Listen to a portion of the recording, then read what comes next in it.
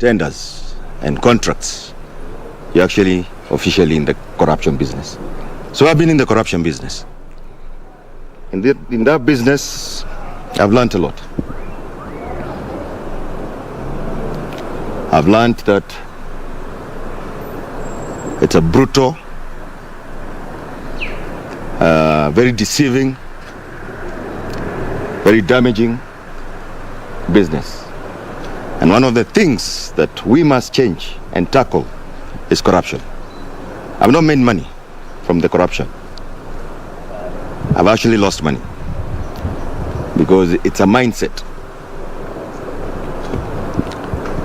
It's a mindset, the way you present yourself, the way you speak. But at least now I know what corruption means, and I can talk about it.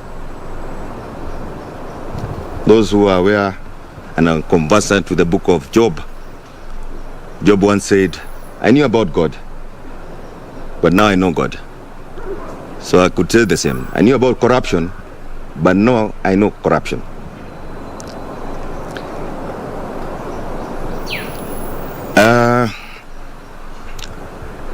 We're about to embark. Campaigns are going on. People are strategizing. And formations are happening. In Kenya right now, what we are faced with is a very dire situation because the country is still very, very divided. The options we have are all very dangerous and looking bad. And we probably will end up with a contested election. In 2020, we passed a constitution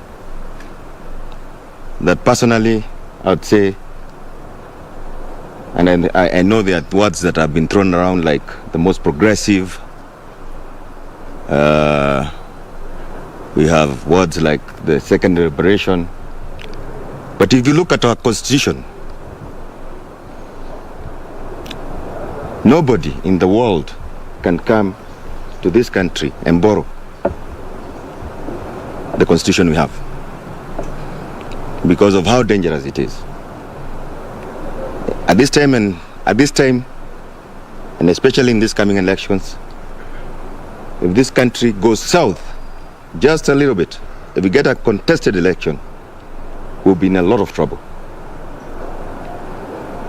We have 47 people who call themselves His Excellency in the name of governors. If anything goes wrong,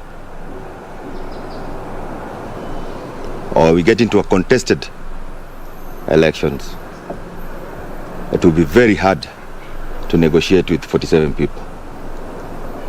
In fact, I dare say we will end up being 47 warlords. And so we must do what the President and the Right Honorable have been trying to do, change this constitution.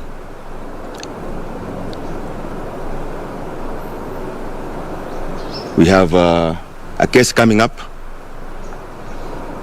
I think on the 18th of January. We as a Hapo Vipi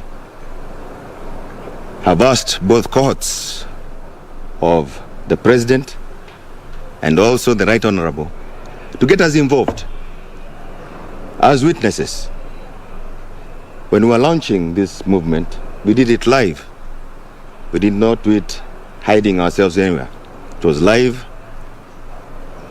We launched it in the museum. We then went to Kisumu. And we said that all we want is to do a referendum. When the Right Honorable Raila Odinga sweared himself in, and they were caught up in a fix, we came in and we advised them And the first advice we told them was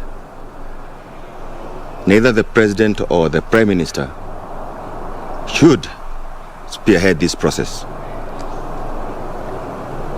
We told them Hapo Vipi would be best placed to spearhead it because we are the Kenyans. We launched this movement with my fellow neighbors from Kawangware, where I live.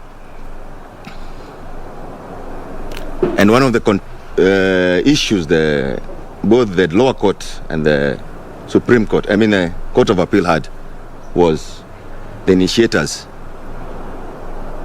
of BBI was the president and the prime minister. So we are telling them publicly to involve us. And we know if we're involved, we are going to win that case. But once we win that case, we want a different document. A document that will touch on the issues that affect Kenyans. Corruption, tribalism, leadership. All right, so that is a presser by a lobby group known as Hapo Vipi, and what they're talking about is matters politics shaping the 2022 general election. Also, we were informed that the lobby group claims to be part of the initiators of the Building Bridges, of the handshake that birthed the Building Bridges initiative. So today, part of the things that they were focusing on is to give a way forward on the BBI. We will be getting more details about this.